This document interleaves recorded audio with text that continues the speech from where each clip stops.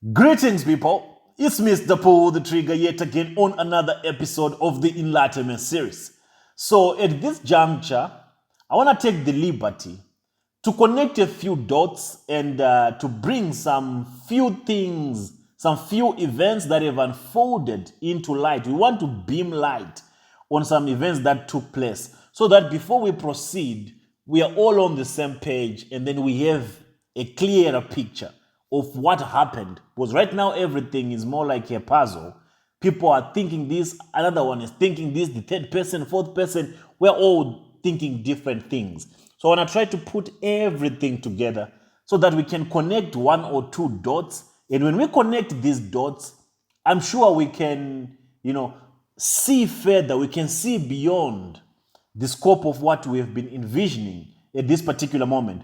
But before I proceed, there are certain people that I want to give kudos to. There are people that I want to appreciate from the bottom part of my heart.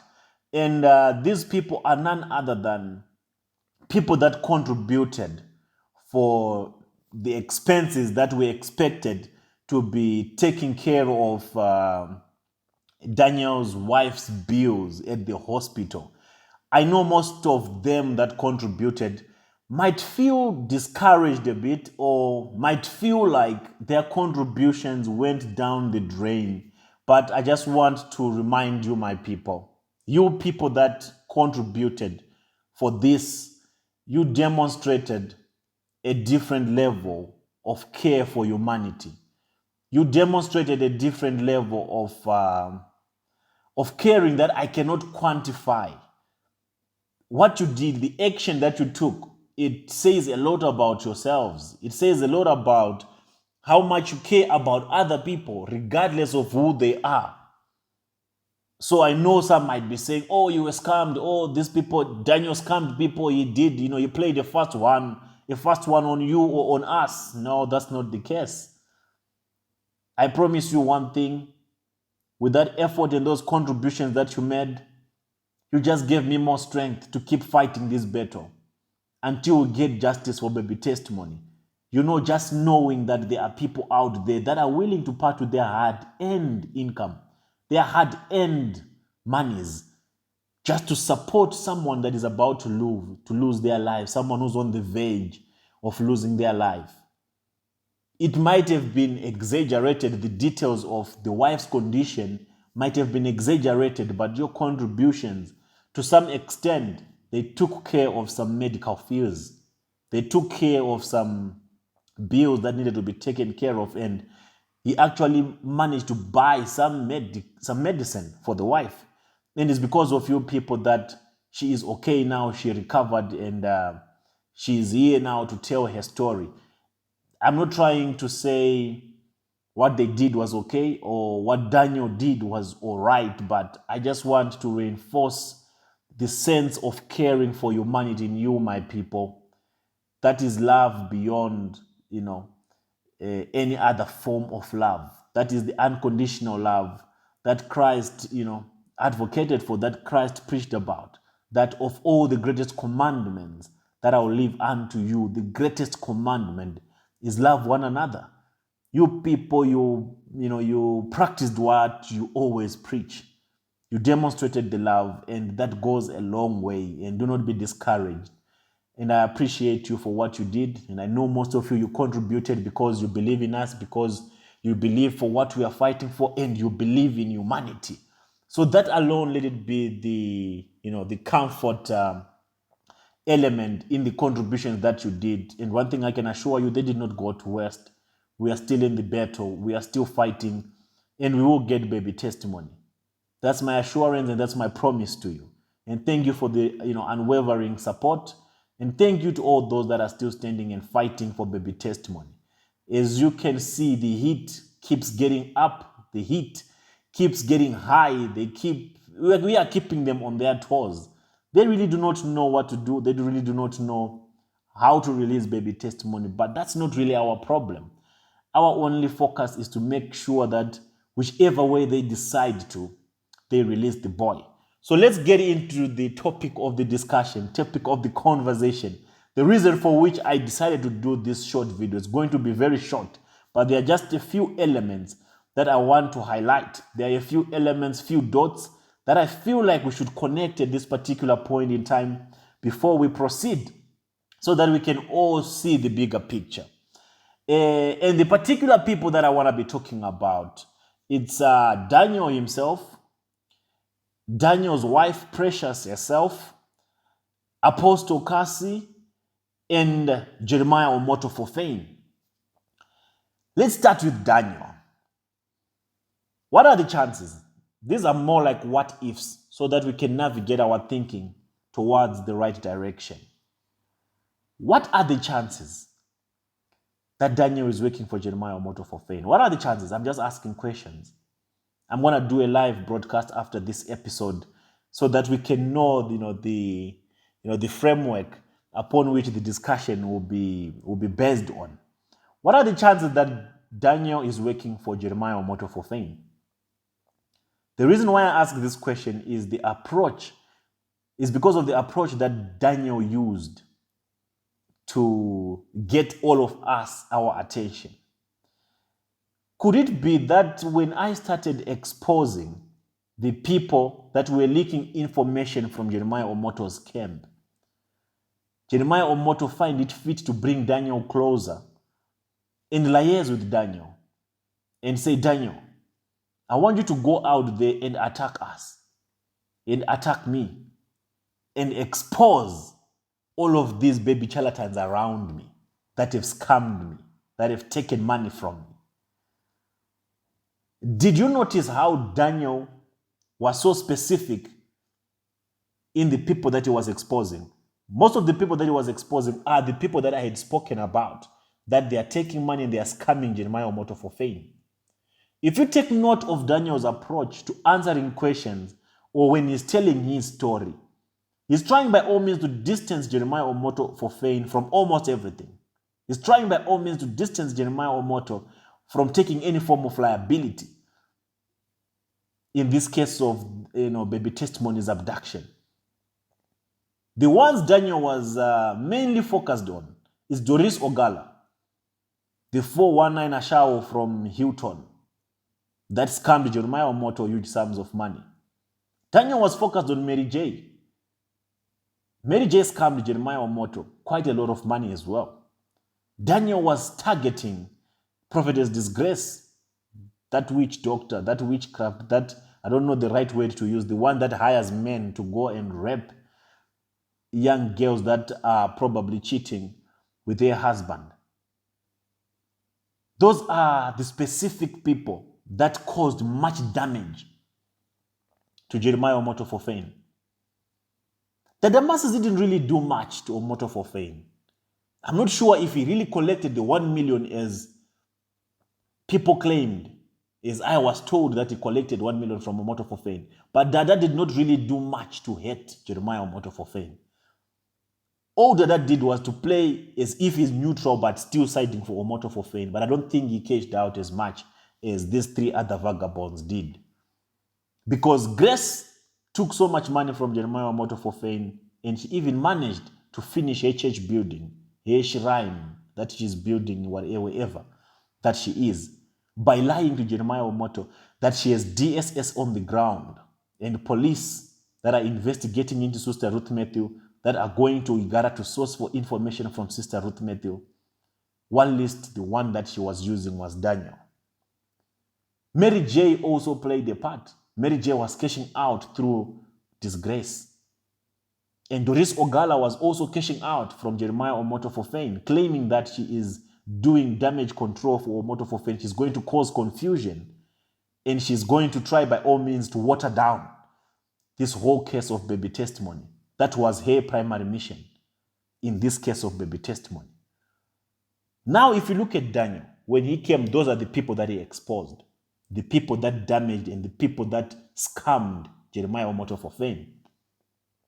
Could it have been Jeremiah Omoto for fame to discard these people around him? Daniel also targeted this other Mickey Mouse, but he was not so brutal with the Mickey Mouse. He only spoke about a few things about him.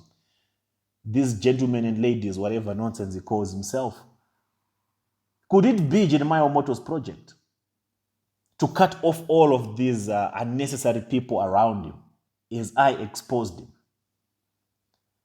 And with the information that Daniel uncovered, what is the likelihood of him in his research pinpointing this pastor called Michael Obi?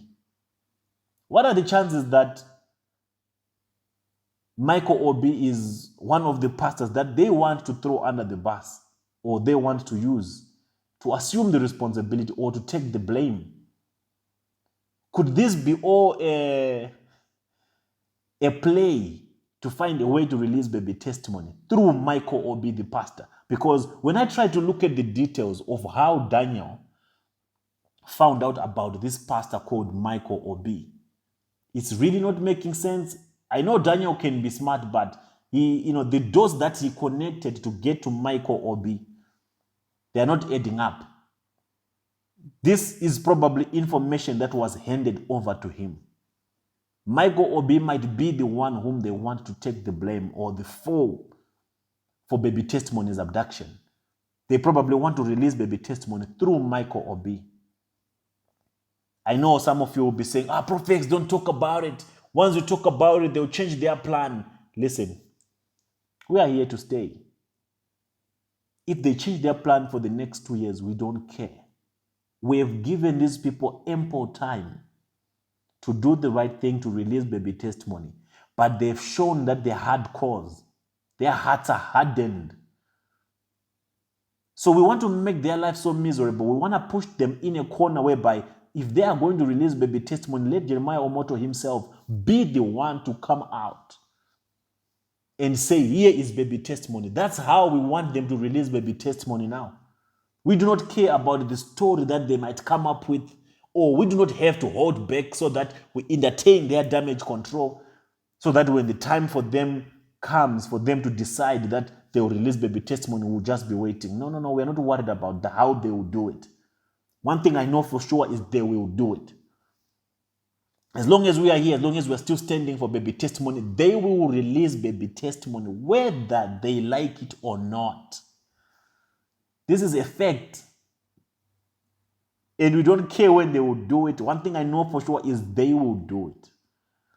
The longer they take, the better. Because we get to have an opportunity to expose the entire syndicate, to expose each and everyone that have taken part or that took part in this abduction of baby testimony. So what are the chances that Daniel is working for Omoto for fame? What are the chances that this was a plan in the pipeline to release baby testimony through this Michael Obi of a pastor? And the reason why they gave this information of Michael Obi to Daniel is probably because they know Ruth Matthew also knows about this Michael Obi. That's why Ruth Matthew gladly confirmed that she knew Michael Obi. Because Daniel was 100% sure that Michael Obi is the one with the baby testimony. He had no doubt, no iota of doubt in his allegation. And the way that he was so confident, and some of the information he shared about Michael Obi is not information that you can research and find out. It's information that was probably handed over to him on a silver platter by Omoto for fame himself. They probably made Michael Obi the target so that when we hit hard on Michael Obi will come and say, I'm the one who had taken the baby, and Omoto will be exonerated. That's why Daniel was asking me, what if you find out that there's a pastor in Mercy City who did this, but Jeremiah Omoto does not know about it? Well, the chances of that happening are very slim. Jeremiah has to know about it. And Jeremiah knows about it. So that's the first dot that we need to look into concerning Daniel. What are the chances that everything he's doing it for his boss? It's his boss who wants Daniel to expose all these other people. Maybe they want to release baby testimony through Daniel. I spoke with Daniel before he came out to the public. He said, brother, you're fighting a good fight. Baby testimony might not come through you, but he's still going to come out and you remain a hero. That means a lot. That says a lot. I don't want to go into much detail of some of the stuff that I spoke with Daniel. And Daniel revealed to me already that Michael Obi is the one with the child. Let's put Daniel aside. Let's look at the wife, Precious.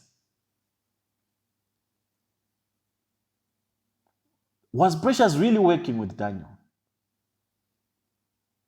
Are these crocodile tears? Remember, Precious once opened a Facebook account with the name Ruth Matthew.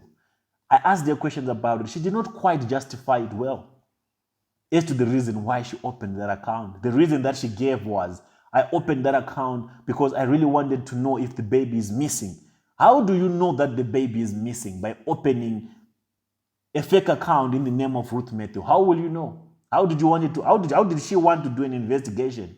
By running, an alias account in the name of Sister Ruth Matthew, if she did not want to scam people with that account. What could be the reason that I open an account of Jeremiah Omoto for fame so that I know if Jeremiah Omoto for fame is responsible for the abduction of baby testimony? There's only one reason why I would open a fake account in the name of Omoto for fame, definitely to make people believe that I'm Omoto for fame, so that maybe I can scam those people. Can Precious be so innocent as she claims when she comes here to cry that Daniel did this to me? Was she really not aware of the entire game that Daniel was playing? Or she knew everything? She probably did not take it easy when she realized that Daniel is not willing to share the money. They say money is the root of all evil. That's very true. The reason why she left the house, could it be that the hidden argument as to, okay, so you collected 750. How come you don't want to give me my own piece of the scam? Because it does not make sense that she only comes out soon after Daniel receives the money. Both of them, I believe, they are not telling us something. That is if they are not working together. That is if they are not in this whole thing together. Or maybe this was another script for Precious to come so that she can cry to the people and people say, oh, let's assist Precious, let's help Precious. I'm not going to come back here asking for any donations ever again for anybody. Nigerians have taught me a lesson.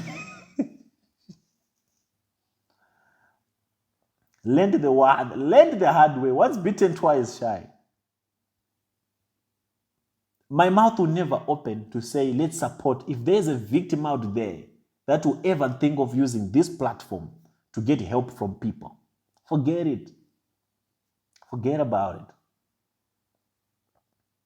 But of course, there will be some real victims out there. I'm sorry, my people. Daniel messed it up for everybody. Maybe I'll change my mind, I don't know. But it for Sister Precious, it's not going to happen. And why is she only deciding to come out now? So for all the time she was discharged, she never thought of using a phone. The idea of using a phone only came to her conscience when Daniel received the money. Well, Daniel did not receive the money the very day he declared her dead. I think she was discharged during that entire process. Why was she silent all that while? Why only coming out some days later to say that Daniel is saying that I died? I saw a post on Facebook. I'm just bringing this so that it can be subject to analysis, so that we can think about it, so that we can cross-examine their statements, both their statements. Let's put Precious aside. Let's look at the lion killer, the Akaraho, Dr. Kassy, Apostle Kassy Chuku, the daddy GO of Precious. Apparently, Precious and Kassy were chatting. And Precious wanted to go and get some help from Apostle Kassy. Maybe she says she's a dropout. She wanted to finish her school. So what's the connection between Precious and Kassy? No, I'm just exploring all the angles. Did Kassy really want to help Precious, Daniel's wife? Or Kassy wanted Precious for himself? I'm just asking. I'm just asking. Does Kassy Chuku, the former lion killer, does he have the capacity to take Precious into school and support Precious all the way until she finishes school? Can Kassy do that?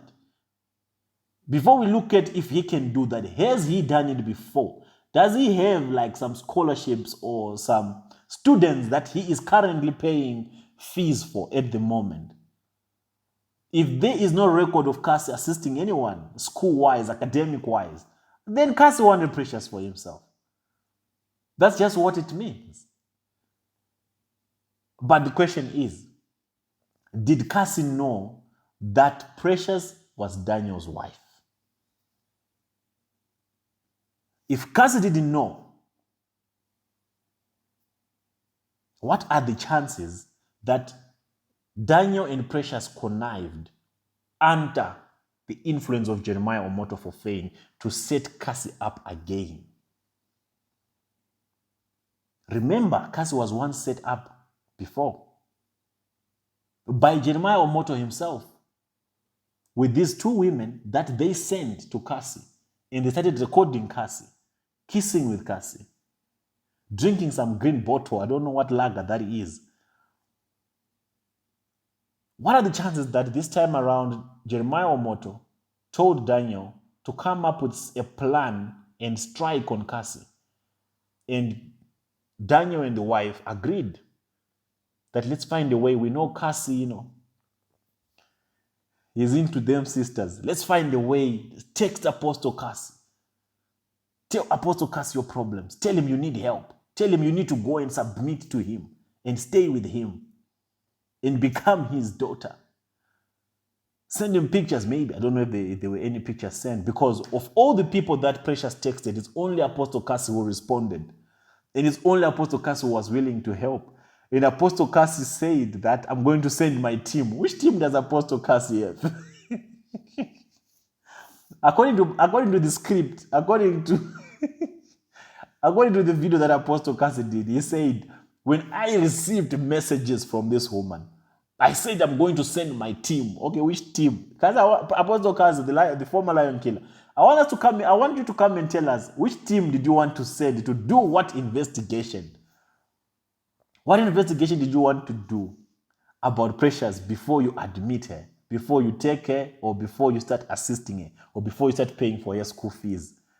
And when Precious was going, and when let's say after you do the investigation, were you going to accept her or invite her to your house? Was she going to be staying in your house, or you're going to be renting for her and paying for her school fees? Will you have that capacity to do all those things? That's the question. We're just putting 1 and 2 together. Or this was a plan from Daniel and Precious to set Kassy up. Because according to Precious, she told Daniel that she's chatting with Apostle Kassy. But Precious did not tell Apostle Kassy that she's Daniel's wife. That information of her marital status was not revealed to Kassy Chuku. So the conversation or the communication between Precious and Kassy, it was based on a woman and a man, not a married woman. Because the marital status of Precious and Daniel, it was kind of a solid thing, even though it was not so solid. But there were introductions that were done, I believe. So this was a married woman. This was someone's wife. And they are talking with Kassy. I don't think Kassy knew that this is Daniel's wife. Which brings me to the conclusion that what if this was a plan between Daniel and this woman to set Kassy up? And as for Kassy to say that he wanted to send a team and he wanted to help this woman and he wanted to do an investigation about the woman's background, come on, we all know that Kassy wanted, he wanted this woman. He was not only going to pay for the school fees. I don't know what else he was going to to get himself involved into. We know we know the former lion killer. Aye. Forget about this coup. Let's forget about this coup. So you tell me, what do you think about these few things that I've spoken about before we jump into our live broadcast, our general discussion? What is the probability of all these things that I've spoken about being, a reality or being the truth? How close are these assumptions of mine close to reality or close to the truth? Because one thing for sure that we can tell is, of all the things that Daniel spoke about or all the things that Daniel told us, the only thing that got my attention is the issue of Michael Obi, the pastor of Jeremiah Omoto for Fame. He is our lead. The fact that Ruth Matthew confirmed about this Michael Obi says a lot about Michael Obi. So you tell me what you think in the comment section. And don't forget to like the video, to share it, and to leave a comment.